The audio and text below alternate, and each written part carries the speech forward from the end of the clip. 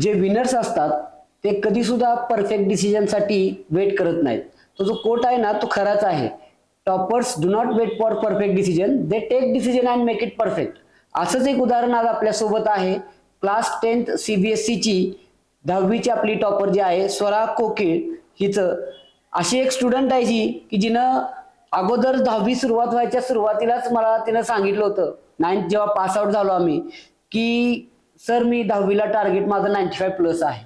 आणि ते सत्यात उतरवताना तिनं खूप मेहनत घेतली आणि म्हणजे मला तेच सांगायचं की तिने डिसिजन घेतला आणि तो परफेक्ट केला. ती परफेक्ट डिसिजनसाठी वाट बघितलेली नाहीये तिनं. तर तिचं खूप खूप अभिनंदन. आणि खूप चांगल्या पद्धतीनं स्वरानं 10वीची सुरुवात केली आणि एंड सुद्धा चांगल्याच पद्धतीनं झाला. तिचं जे यश आहे ते घवघवीत मिळालेलं आहे. तुम्ही बघू शकता 97% मार्क्स तिला 10वीला मिळालेले आहेत. आणि त्याच संबंधात आज आपण तिच्यासोबत एक टॉपर स्टॉक म्हणजे आपले जे स्टुडंट्स आहेत जे आता सक्सीड करणार आहेत क्लास 10th मध्ये, त्या मुलांना गायडन्स म्हणून तिचा आपण एक टॉपर स्टॉक घेणार आहोत. सोबतच आपल्याला तिचे आई वडील सोबत आलेले आहेत, राजेश सर आणि स्वाती मॅडम. हे दोन्ही पालक आज आपल्या सोबत आहेत. त्यांना सुद्धा आपण काही क्वेश्चन विचारणार आहोत आणि जेणेकरून काही पालकांना ते गाईड करतील की कशा पद्धतीने तुम्ही मुलांची तयारी करून घेऊ शकता 10वी मध्ये. तर मग सुरू करूया. सगळ्यात पहिलं स्वरा जरा तुझ्याबद्दल सांग, काय तुझे म्हणजे तुझं इंट्रोडक्शन आणि तुला किती पर्सेंटेज मिळाले. नमस्कार सर, नमस्कार. माझं नाव स्वरा राजेश कोकिळ आणि मला 10वी CBSE बोर्डात 97% स्कोअर केला आहे. ओके. एक क्वेश्चन विचारतो तुला की तुझा 10वीचा प्रवास कसा होता, म्हणजे सुरुवातीपासून एंड पर्यंत कशा पद्धतीने तुझा 10वीचा प्रवास झाला. स्टार्टिंगला खूप डाऊनफॉल होता. अभ्यासच करायची नाही बऱ्यापैकी. अच्छा. ओके. मग रिअलाइज झाल्यावर अभ्यास करायला लागले. मग अधूनमधून एक्झाम मध्ये कमी मार्क्स पडले की डिमोटिवेशन व्हायचं. ओके. पण परत मोटिवेट करायला मम्मी पप्पा आणि तुम्ही पण होता. मग मोटिवेट होऊन परत मग लागायचे. अच्छा. असा कोणता मोमेंट होता की जिथं तुला एकदम सिरियस व्हावं लागलं, म्हणजे तो मोमेंट आला आणि तू सिरियस झालीस अभ्यासाच्या बाबतीत क्लास 10th मध्ये. जुलै पर्यंत तर मी करायचे नाही. मग एकदम मम्मीने ओरडल्यावर मग मला रिअलाइज झालं जुलैमध्ये. परत तुम्हाला पण भेटायला आले. ओके. हा. तुम्ही पण समजावलं, त्यामुळे मग एकदम रिअलायझेशन झालं आणि मग तेव्हापासून अभ्यास नीट करायला चालू केला असं सिरियसली. बर. म्हणजे तू म्हणजे सुरुवातीला 10वी जेव्हा सुरुवात झाली तेव्हा तू कॅज्युअली घेतलं होतं. हा, ऑब्व्हियसली तू अगोदर मला म्हणली होतीस 10वी मध्ये 95+ पाडणार म्हणून, आणि ते करूनही दाखवलंस. पण सुरुवातीला एक 5-6 महिने तू कॅज्युअल घेतलंस. हा, रिलॅक्स राहिलीस. आणि नंतर मग मार्क्स सारखे लॅग यायला लागल्यावरती वाटलं की बाबा आपण आता जागं झालं पाहिजे, आपण स्वरा कोकिळ आहोत, आपण पाठीमागं राहू शकत नाही. आणि मग तू सुरुवात केलीस, बरोबर. सेल्फ स्टडी कसा करत होतीस आणि तुझं डेली रुटीन काय होता, एक ओव्हरऑल कशा पद्धतीने डेली रुटीन असायचं मॉर्निंग टू इव्हिनिंग, रफली सांग, असं एकदम परफेक्ट नको. सकाळी ट्युशन, आल्यावर आवरून स्कूलला जायचं. मग 4 वाजेला आल्यावर एक तास रिलॅक्स करायचं आणि 5 वाजेला जे शिकवलं त्याच्यावर नोट्स बनवायचे आणि रिकॉल करायचं सगळं. आणि क्वेश्चन्स प्रॅक्टिस करायचे 1-2 अच्छा. टॉपिक्सचे. रफली तसं बघायला गेलं तर किती तास सेल्फ स्टडी असायचा तुझा, म्हणजे ट्युशनचा वगैरे होमवर्क म्हणजे राईटअप जे असतं ते सोडून सेल्फ स्टडी म्हणजे पाठांतर, मेमरायझेशन. स्कूल टाइम मध्ये तर 3 ते म्हणजे स्कूल डेज मध्ये तर 3 ते 4 तास असायचा. आणि मग एक्झाम टाइम जवळ आला की मग पूर्ण दिवस. अच्छा. असं. अच्छा, दिवसभर मग अभ्यास असायचा. ठीक आहे, चालेल, काय अडचण नाही. तुझी रिव्हिजन करण्याची टेक्निक काय होती, म्हणजे मुलांना जे काय आता 10वीला विद्यार्थी जाणार आहेत त्यांच्यासाठी एक खूप चांगलं ते उदाहरण राहील. तू सांगितलंस तुझी रिव्हिजन टेक्निक, तर ते त्या पद्धतीने जरा विचार करतील. प्लीज. एकदा NCERT रीड करायची आणि जे नोट्स बनवलेत ते एकदा वाचून घ्यायचे आणि त्याच्यावर क्वेश्चन्स प्रॅक्टिस करायचे. ओके. आता क्वेश्चन्स करायचे. हा, म्हणजे जे काय मॉक क्वेश्चन वगैरे आहेत, टेस्ट वगैरे, त्या सगळ्या गोष्टी. ठीक आहे. मग आता तू म्हणलीस आता काय की NCERT रीड करायचं आणि परत नोट्स वाचायच्या. नोट्स म्हणजे नक्की काय, म्हणजे तू स्वतः बनवलेल्या नोट्स का कशा, किंवा नोट्स कशा बनवतात ऍक्च्युली ते सांग. पहिल्यांदा कन्सेप्ट अंडरस्टँड करायचे, मेन पॉइंट्स हायलाइट करायचे आणि मग तुम्हाला जे कळालं ते नोट्स म्हणून मार्क करायचं, म्हणजे लिहून ठेवायचं. आणि जे इम्पॉर्टंट टॉपिक्स आहेत ते पण त्याच्यात ऍड करायचे. ओके. असेच नोट्स, शॉर्ट नोट्स झाले. शॉर्ट नोट्स झाले. म्हणजे नोट्समध्ये एक त्याच गोष्टी असाव्या ज्या आपल्याला टफ जातात, जे ऑलरेडी येते ते नोट्समध्ये लिहून हा. काही जास्त आपल्याला त्यात एंटरटेन करायचं नाहीये, हो. राईट? ओके.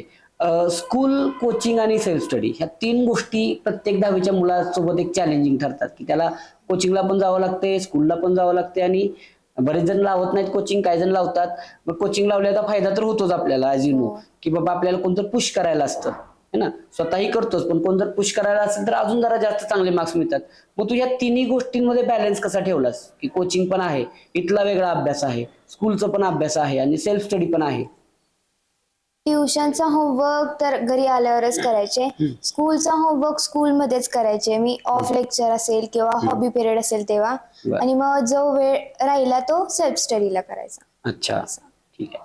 आता बऱ्यापैकी मुलांमध्ये एक प्रॉब्लेम असतो प्रोकॉस्टिनेशनचा, म्हणजे आजचं उद्यावर ढकलायचं. बाबा आज एखादी गोष्ट ठरवलेली आहे, ती सुरुवात केली नाही, व्यवस्थित जमली तर ती उद्यावर ढकलणे. तर हे तुझ्या बाबतीत झालंय का, आणि याच्यावर कसं तू ओव्हरकम केलंस? हो, झालंय बऱ्याच वेळ झालंय. एक लेसन करायला गेलं की अर्धा झाला, परत तो अच्छा. उद्यावर ढकलायचा. हा. मग ते करत करत मग रिअलाइज झालं की खूप लोड झालं, एक दिवस असं खूप लोड झालं, सगळे लेसन्स राहिलेले. मग तेव्हापासून करायला चालू केलं, आणि ते त्याच दिवशी कम्प्लीट करायला चालू केलं लेसन. असं.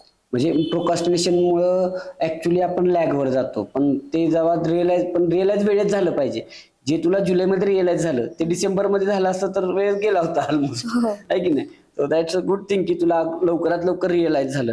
आता दुसरी एक गोष्ट असते की आम्ही बघतोय आता, ॲज यू नो, 2014 पासून सर आपण आहे ह्या इन्स्टिट्यूट रन करतोय आपण व्यवस्थित, आणि बऱ्याच मुलांना डिस्ट्रॅक्शन असतं. मग डिस्ट्रॅक्शनचा काय इम्पॅक्ट पडतो? डिस्ट्रॅक्शन झालं का, आणि कसं झालं, आणि ते कंट्रोल कसं केलं? डिस्ट्रॅक्शन म्हणजे सोशल मीडिया असेल, है ना, किंवा मोबाईल असेल, या सगळ्या गोष्टींचं डिस्ट्रॅक्शन आहे, ते तुला झालं का? तुझ्या बाबतीत हे झालं का, आणि त्याच्यावर कसं हो. ओव्हरकम केलंस? हो, झालं होतं. मी टीव्ही बघायचे जास्त, आणि अच्छा. युट्यूब पण बघायचे. बर. मग ते रिअलाइज झाल्यावर जुलैमध्ये मला मग ते टेन्शन आलं अभ्यासाचं.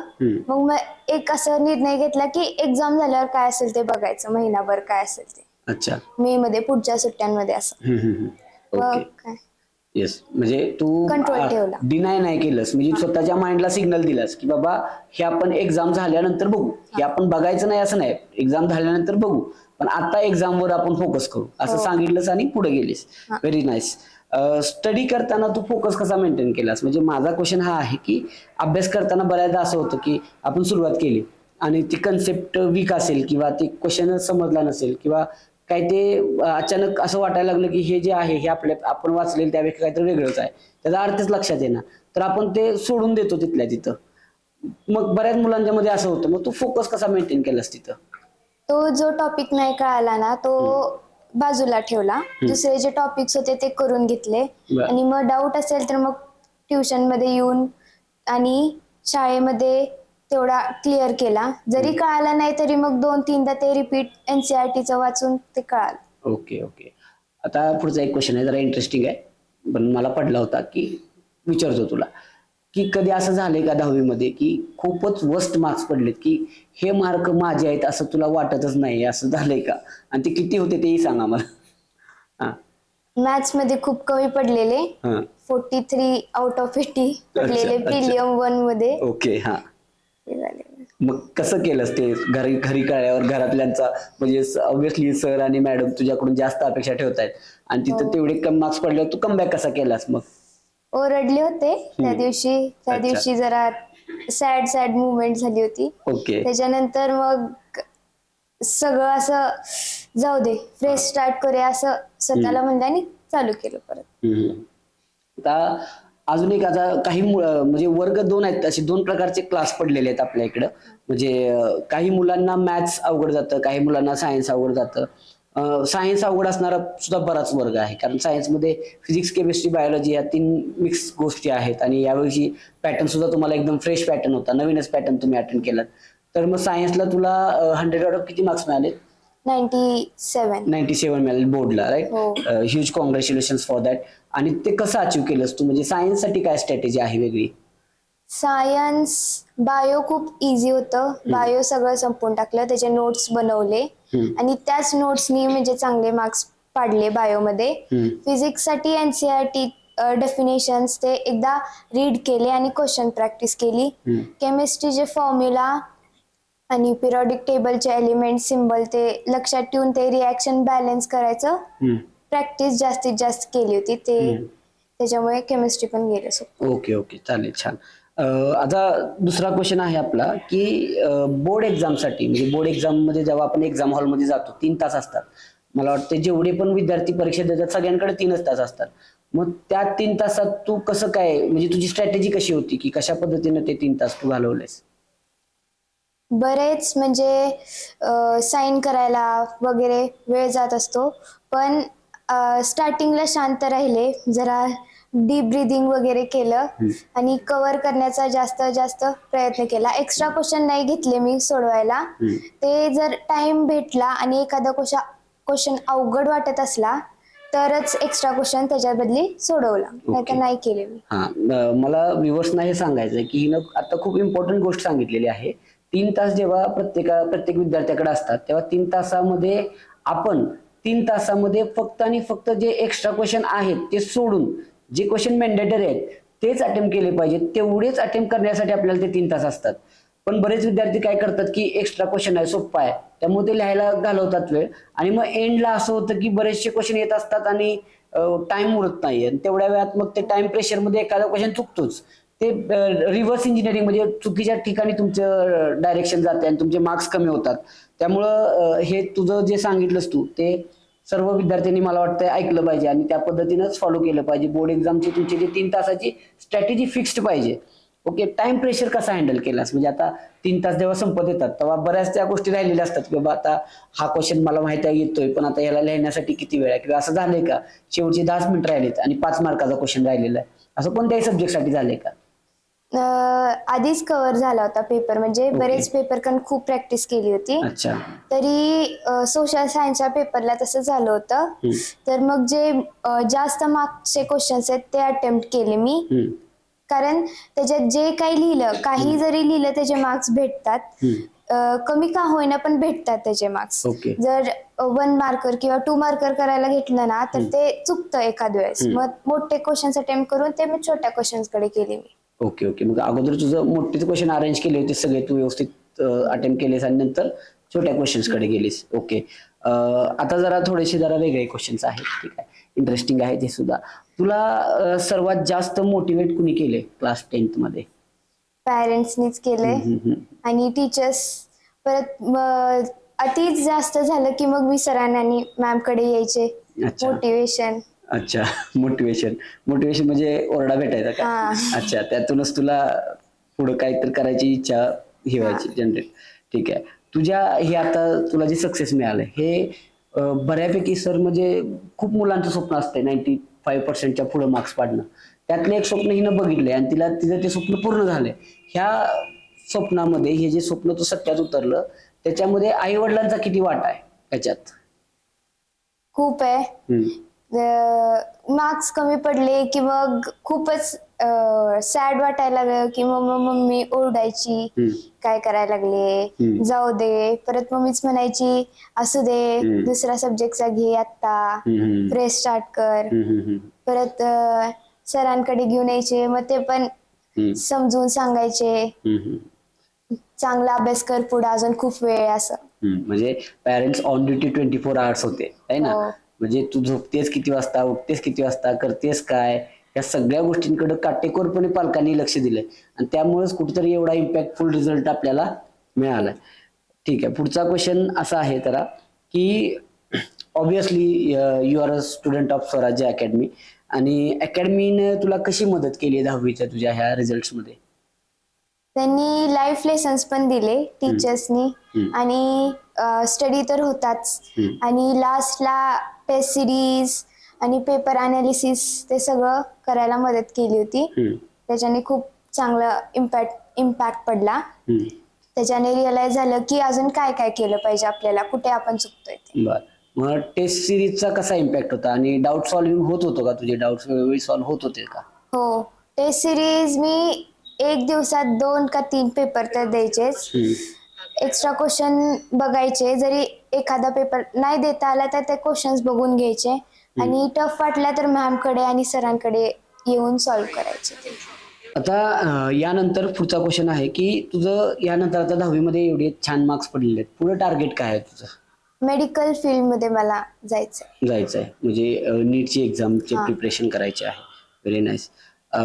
तुझं नीट करायचं आहे हे तू आता रिझल्ट आल्यावरती ठरवलंस की अगोदरपासून डिसाइडेड होतं? अगोदरपासूनच. अगोदर म्हणजे प्री डिसाइडेड आहे की नीटच करायचे आहे. हो. त्याबद्दल ऑब्विसली तुला खूप खूप शुभेच्छा नीटच्या एक्झामसाठी. आणि Thank you. मी आता इथं या व्हिडिओच्या मार्फत सांगतोय आणि हा कॉन्फिडन्स आहे म्हणून सांगतोय की ही आपली क्लास 10ची इंटरव्ह्यू आहे रिझल्टची. 2 वर्षानंतर क्लास 12ची नीटच्या रिझल्टचं सेलिब्रेशन सुद्धा आपण असंच करायचं आहे. तेव्हा राजेश सर असतील, स्वाती मॅडम असतील, स्वरा असेल, मी असेल आणि आपण नीटचा रिझल्ट सुद्धा याच पद्धतीने सेलिब्रेट करायचा आहे. आणि त्यासाठी तुला खूप खूप शुभेच्छा. आता परत आपण जरा 10th कडे येऊया है ना. क्लास 9th आणि 10thच्या मुलांना म्हणजे ऑब्व्हियसली 10th मध्ये आल्यानंतर जरा लेट होईल, त्यामुळे 9th आणि 10th दोन्ही स्टँडर्डच्या मुलांना तुझा काय मेसेज आहे, म्हणजे काय गायडन्स देशील तू? स्वतःवर कॉन्फिडन्स ठेवा. बरेच अप्स अँड डाऊन्स येतील, पण कन्सिस्टंट राहा आणि NCERT वाचा. होऊन जाईल. असं एवढं पण अवघड नाहीये. अच्छा, म्हणजे 97% is not that a big deal आहे की नाही? हा, म्हणजे तुला असं वाटलं का की कुठेतरी शॉर्ट पडलो यार, म्हणजे अजून जरा जास्त करायला पाहिजे होतं, म्हणजे मी अजून जरा जास्त डिसिप्लिन मध्ये राहिले असते तर हे जे 3% आहेत ते पण माझेच होते? SSTच्या पेपर आधी 7 दिवस सुट्ट्या होत्या, मग त्याच्यात खूप रिलॅक्स झालेले. अच्छा. पेपर पण असा कंटाळल्यासारखा लिहिला होता.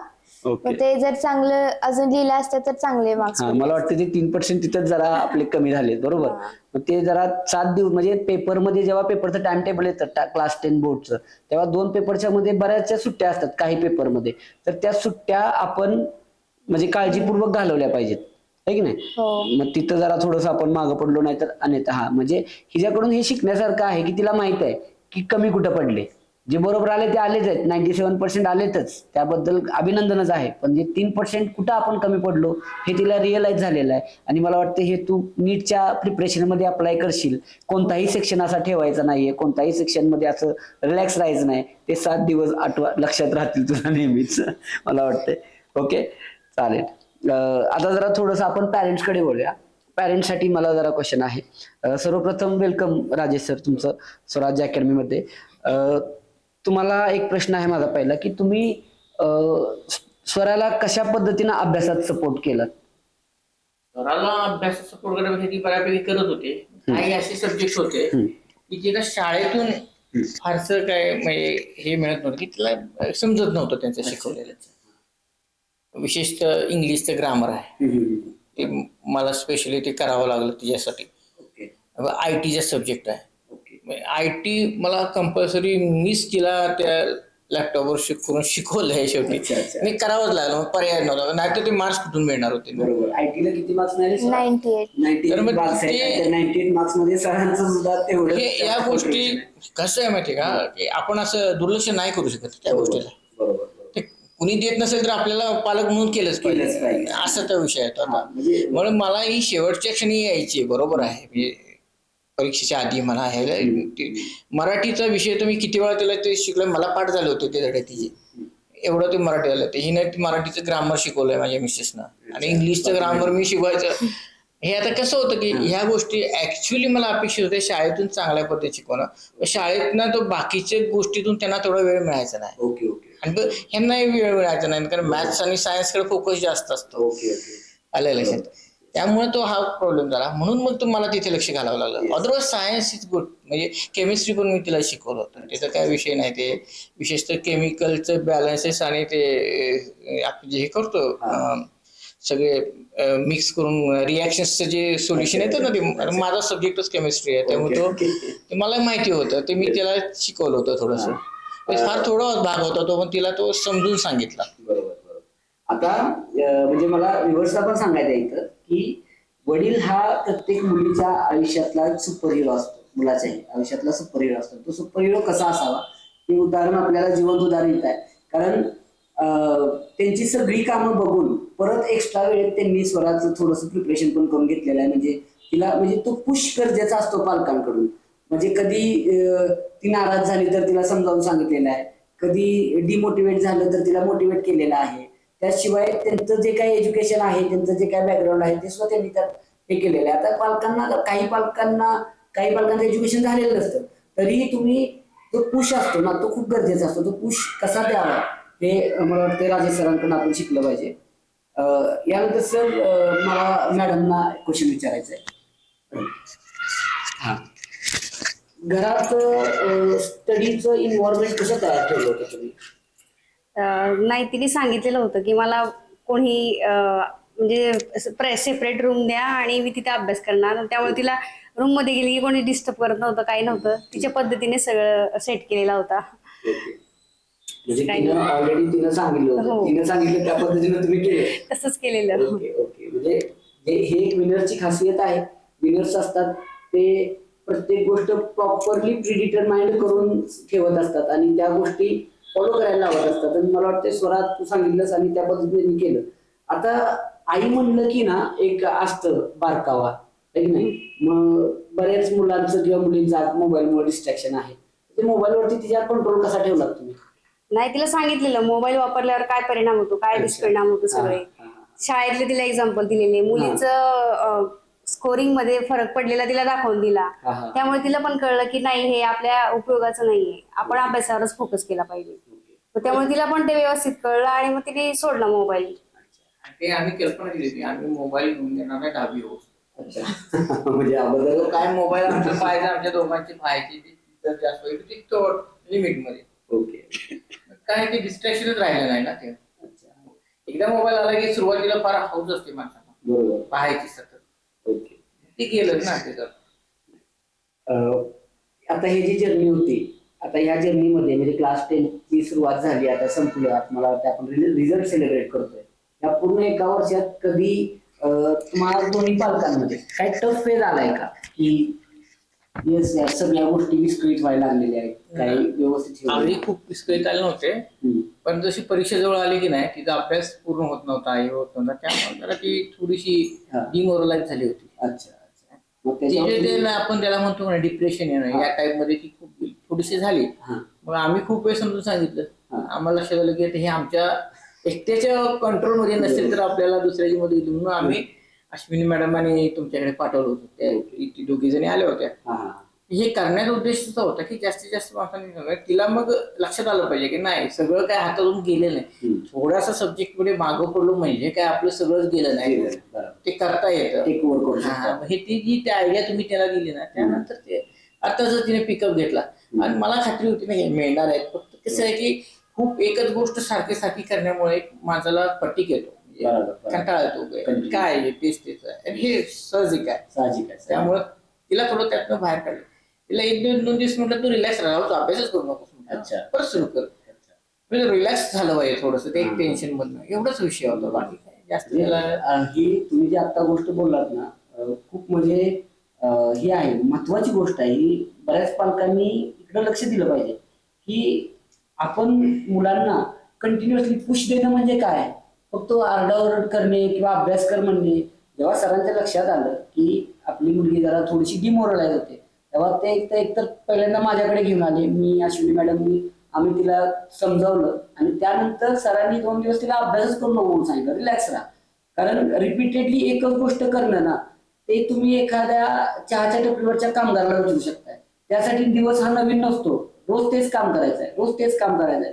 त्यामुळे ती गोष्ट नव्याने न करता तो इरिटेट होऊन करत असतो. तर तसं न होता आपण काय केलं पाहिजे की विद्यार्थ्यांना पुश देणं म्हणजे फक्त आरडाओरड नाही, तर त्यांना समजावून घेऊन कधी कधी अभ्यास न करणं हे सुद्धा चांगलं असतं. 2 दिवस रिलॅक्स राहणं आणि परत जो कमबॅक होतो तुमचा, तो जास्त स्ट्रॉंगर होतो.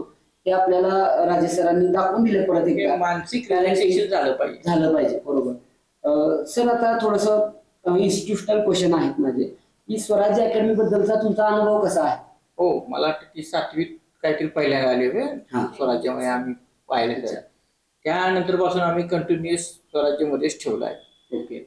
म्हणजे कसं की आम्हाला लक्षात आलं की ह्याच्यातून इम्प्रुव्हमेंट काय होती की आम्हाला जी अपेक्षित आहे मॅथ्सची इम्प्रुव्हमेंट शाळेची, ही आम्हाला इथे दिसत होती. ओके.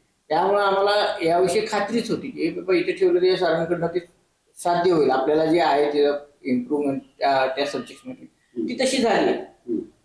असं नाहीये की ती अजिबात नाही. म्हणजे तुम्ही ही खूपच पहिल्यापासून एकदम फर्स्ट लावतील आणि म्हणजे असं नाहीये. ती आपण एक पर्सेंटेज असते की त्याला पुढं पुश ढकलण्याचं, ते इथं खूप छान रित्या झालं.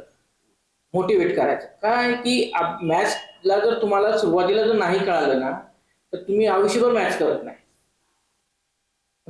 ते जे सुरुवातीला 7वी 8वीला जे तुम्ही शिकवलं होतं तिला की मॅथ्स काय करायचं आहे, मी तिला आयडिया येऊन गेली आणि मग ती मोटिवेट झाली, हा हो हे मॅथ्स मी हँडल करू शकते. हेच महत्वाचं आहे. सायन्सचं कसं होतं की सायन्सचे सब्जेक्ट शिकवायचे असतात आपल्याला. 10वीला येतं तेव्हा ते बदलत जातात 7वीपासून. बरोबर. 10वीला 9वीला त्याचं ते केमिकल रिॲक्शन्स वगैरे सगळे येतात ना, त्यावेळेस तिथे बदल होतो. तिथे तेवढं गायडन्सची गरज असते. ते फार महत्वाचे असतात. आणि इथून पुढे तर सायन्स त्याच्यापेक्षा टफ होतं. मग हे जो बेस पाया जो तयार झाला ना तो इथे तयार झाला होता. ते महत्वाचं होतं. टीचर्स आणि मॅनेजमेंट बद्दलचं तुमचं मत काय आहे? टीचर्स बद्दल मत चांगलं आहे. म्हणजे टीचर्स चांगले आहेत म्हणूनच इथे आलो आम्ही. अदरवाईज काय त्याला हेच होणं होता. मॅनेजमेंट छान आहे. नाही त्यांनी व्यवस्थित टायमिंग सुरू होता. ते तुम्ही टायमिंग बरोबर सेट करता त्या ह्याचं बरोबर. पेपर्सचं आणि किती वेळा झालं पाहिजे आणि ते मला पसंत आहे की बाबा ठीक आहे. त्यांना कंपल्सरी त्या टायमिंगची सवय लावलीच पाहिजे. त्यामुळे ते बोर्ड एक्झामला त्यांना काय वाटतं टाइम मॅनेजमेंट जो असतो की नाही, आता हे जसे सांगितले हा प्रश्न मी आधी सोडवणार, मी हा आधी सोडवणार, त्या त्या व्यक्तीने ठरवायचं असतं. पण त्याला गायडन्स दिला पाहिजे, यात कुठेतरी आपला फायदा कुठे पाहायला पाहिजे, असं की नाही. ओके. आता एक लास्ट क्वेश्चन सर, तुम्ही पालकांना म्हणजे जेंट्स पालक असतील, महिला पालक असतील, विद्यार्थ्यांचे, आता बऱ्याच पालकांचे विद्यार्थी 10वीला आहे, त्या विद्यार्थ्यांच्या पालकांना तुमचा काय सल्ला असेल? पालक म्हणून कसं वागलं पाहिजे? जनरली तुमच्या मुलाला स्वतः सांगा की तुझं शेड्यूल तू ठरव. स्वतःचं शेड्यूल दुसऱ्याने ठरवलं ते पालन होत नाही. स्वतःच केलं पाहिजे. बरोबर. हे त्याला मोटिवेट करायचं की नाही, मला तू सांग काय करणार आहेस बाबा, तुझा दिवसाचा अभ्यास काय, कधी करणार, किती वाजता करणार, रात्री जागणार असेल तर किती वेळ जाणार. खूप वेळ जास्त जागून उपयोग नाही, नुसतं जागून काय करणार. अभ्यास समजला लक्षात राहिला पाहिजे. तर ह्या दृष्टीकडे थोडंसं लक्ष द्यायचं. प्रेशराईज करायचं नाही त्यांना, आपल्याला जबरदस्ती नाही करायची. त्यांना जाणीव करून द्यायची की हे करणं गरजेचं आहे. तू तुझ्या पद्धतीने किती चांगलं करतो सांग, तुला नाही समजलं तर आम्ही करतो तुला मदत. बरोबर. प्रथम तू प्रयत्न कर, सगळं मीच करून देतो असं नाही ठेवायचं. त्याला सगळी जबाबदारी द्यायची, स्टुडंटला दिलीच पाहिजे. आणि ही आता सुरुवात आहे जबाबदारी घेण्याची, परत ती जास्त होणार. मॅडम कडे येऊया. मॅडम तुमचा काय सल्ला असेल पालकांना? नाही, आज सगळे स्टुडंट्स तर आज हुशारच आहे. आपण फक्त त्यांना रोडमॅप द्यायचा आणि त्या पद्धतीने ते सगळं फॉलो करायला लावायचं. मध्ये काही अप्स अँड डाऊन्स येतात ते क्लिअर करायचे आणि इरिटेट नव्हतं. आणि जास्तच काही झालं तर मग सर आणि मॅडम कडे यायचं, स्वराच्या अकॅडमीला भेट द्यायची. खूप छान मॅडम. दोन्ही पालकांनी खूप चांगला सल्ला दिलेला आहे. मला वाटते बऱ्याच पालकांनी फॉलो करायला हरकत नाही. ह्या गोष्टी पालकांनी लक्षात ठेवाव्यात की मुलं म्हणजे काही मशीन नाही आहेत. मुलं एक ते पण एक ह्युमन बिईंग आहेत. त्यांना सुद्धा रोज 8 तास स्कूलमध्ये जावं लागतं. त्याच्या अगोदर सुद्धा ट्रॅव्हलिंग करून जावं लागतं, ट्रॅव्हलिंग करून यावं लागतं, ट्युशन असतं, बऱ्याचशा. म्हणजे तसं बघायला गेलं तर एक असा क्वेश्चन मला एका विद्यार्थ्याने विचारला होता, मॅडम, की मी स्टुडंट आहे आणि मी 6 सब्जेक्टचा अभ्यास करतोय, तुम्ही टीचर आहात, तुम्ही एकच सब्जेक्ट शिकवताय, हे व्हेरी इनजस्टिस. मी म्हटलं ठीक आहे, मी उद्यापासून 6 सब्जेक्ट शिकवतो, तू शिकणार का माझ्याकडे? नाही तसं नाही, मला प्रत्येक सब्जेक्टला वेगळा टीचर पाहिजे. म्हणजे तसं बघायला गेलं तर ही गोष्ट समजून घेण्यासारखी आहे. त्या मुलावरती 6 विषयांचा बर्डन आहे. तुम्ही टीचर एकाच सब्जेक्टचे आहात, तुम्हाला तो सब्जेक्टमध्ये तुम्ही शिकून एक्सपर्ट झालेला आहे. तुमची अपेक्षा असते की मुलांनी त्या पद्धतीनंच सगळं करावं. पण मुलांवरती लोड आहे, आपण लक्षात घेतलं पाहिजे. कुठेतरी मुलांना सॉफ्ट कॉर्नर पण दिला पाहिजे आणि 10वीचा अभ्यास त्यांचा सोपा बनवला पाहिजे. आणि त्यांना पहिल्यापासून डिसिप्लिन ठेवली काय वाटत नाही. अचानक बोर्ड एक्झाम आल्यावरती तुम्ही जर त्यांना 8-8 तास अभ्यास करायला लावला तर मग तिथं महाभारत होत असते प्रत्येक घरात, मला वाटते. आणि ते महाभारत होऊ नये त्यामुळे आपण शक्यतो काय केलं पाहिजे की मुलांना पहिल्यापासूनच व्यवस्थित डिसिप्लिन मध्ये ठेवलं तर ते बेटर होतंय. आता थोडंसं जरा रॅपिड फायर फन सेगमेंट आलेला आहे आपला. इथं थोडे काही महत्वाचे क्वेश्चन आहेत, एवढे महत्वाचे आहेत की तिथं हसूच येणार आहे आपल्याला. सगळ्यात पहिलं, तुझा फेवरेट सब्जेक्ट कुठला आहे तो सांग. Science. Science. Okay, very good. ठीक आहे, मॅथचे टीचर कॅमेराच्या बिहाइंड आहेत आणि इट्स ओके, काय हरकत नाही. सायन्स सब्जेक्ट फेवरेट आहे. चला, list favourite subject. Maths. Okay, एवढं स्पष्ट नव्हतं बोलायचं. बरं ठीक आहे, असू दे, काय हरकत नाही.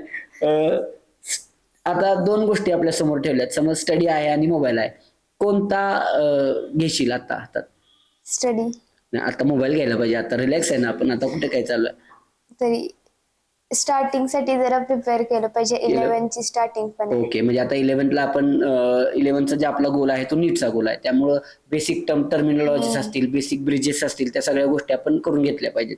त्यामुळे ते आता सुद्धा हातात स्टडीज घेतला पाहिजे. ठीक आहे, आणि ऑलरेडी एक्झाम झाल्यावरती आपण एक 10 दिवस तर चिल राहिलेलोच आहे, त्यामुळे आता मोबाईल महिनाभर राहिलोय. हा, म्हणजे 10वीची बोर्ड एक्झाम झाल्यावर महिनाभर आम्ही रिलॅक्स होतो, आता कुठेतरी पुस्तक हातात घ्यावं असं वाटायला लागलेलं आहे. मॉर्निंग स्टडी की night study? Morning study. Morning study is preferable.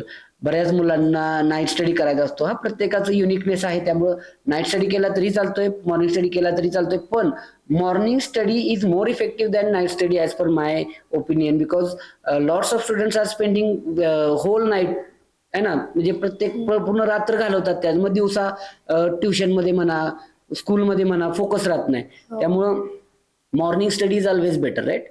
Okay, तुझा सक्सेस मंत्र काय असेल एका लाईन मध्ये 10वीच्या मुलांसाठी? सक्सेस मंत्र, manifestation and confidence is the key to success. Okay, manifestation, again very interesting thing. की मॅनिफेस्टेशन म्हणजे तुम्ही ठरवलं पाहिजे, तुम्ही सारखं मनाला सांगितलं पाहिजे. म्हणजे मला वाटतंय 95+ मार्क्स पाडायचे हे आम्ही 97 वेळा सांगितले स्वतःला, त्यामुळे कुठेतरी आम्हाला ते नेहमी टार्गेट लक्षात राहिलं की हा 95+ जायचं आहे, 97 जायचं आहे, आणि त्या मार्क्स आपण फायनली अचीव्ह केले. मॅनिफेस्टेशन आणि काय म्हणलीस? कॉन्फिडन्स. येस, कॉन्फिडन्स सुद्धा पाहिजे आपल्याकडं.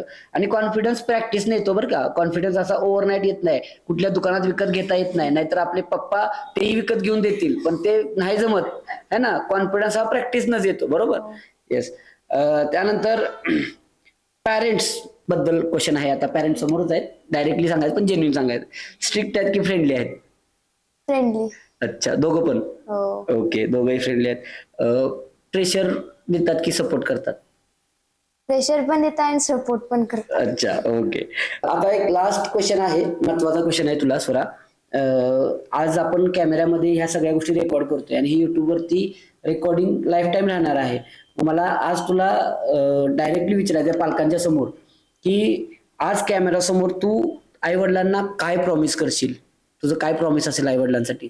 माझे स्वप्न मी पूर्ण करेल, पण तुमचे पण स्वप्न मी पूर्ण करेल फ्युचर मध्ये. येस, मी प्रॉमिस. Very nice. आणि हा व्हिडिओ राहणार आहे रेकॉर्डेड, ठीक आहे. म्हणजे आई वडिलांनी स्वप्न बघायचेत आणि आपण आता ते पूर्ण करायचे, स्वतःचं सुद्धा स्वप्न पूर्ण करायचं आणि आई वडिलांचं सुद्धा करायचंय. लास्ट क्वेश्चन पॅरेंट्सना, तुम्ही स्वरासाठी काय मेसेज द्याल आज?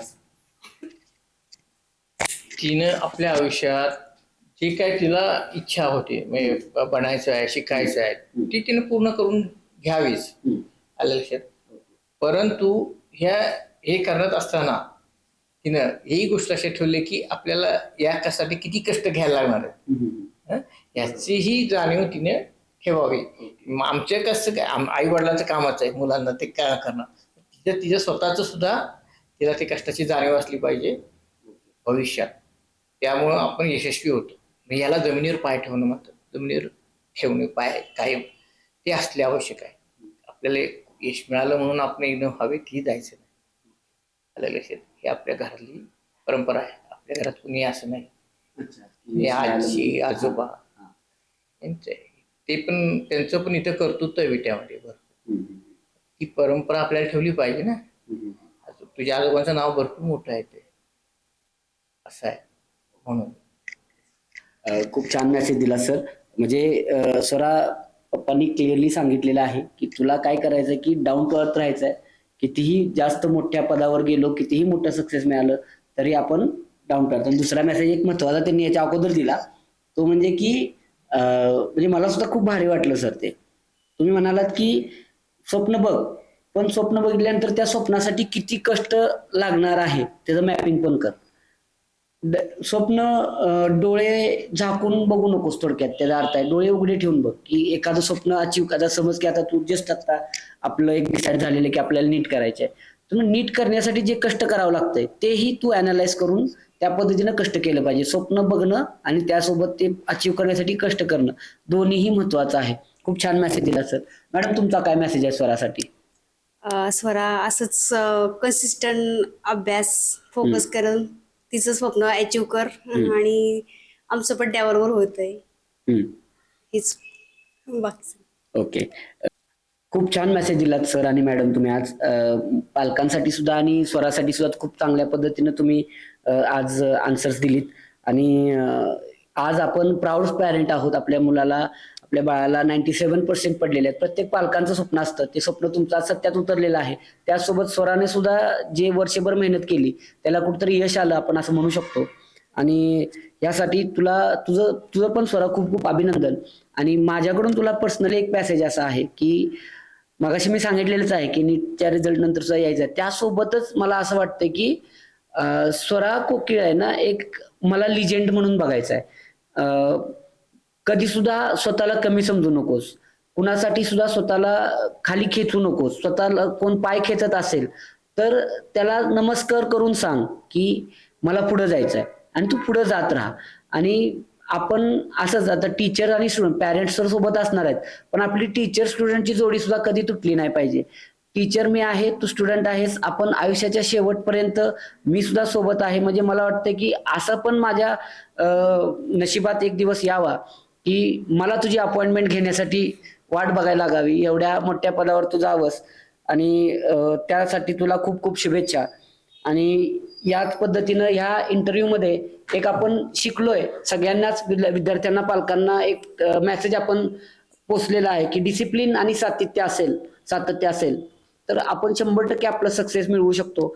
स्वरानं ते मिळवलेलं आहे. Thank you so much. याच पद्धतीनं पुढचा इंटरव्ह्यू आपला नीट नंतर असेल हे विसरायचं नाहीये. ठीक आहे. सगळ्यांना पुन्हा एकदा धन्यवाद.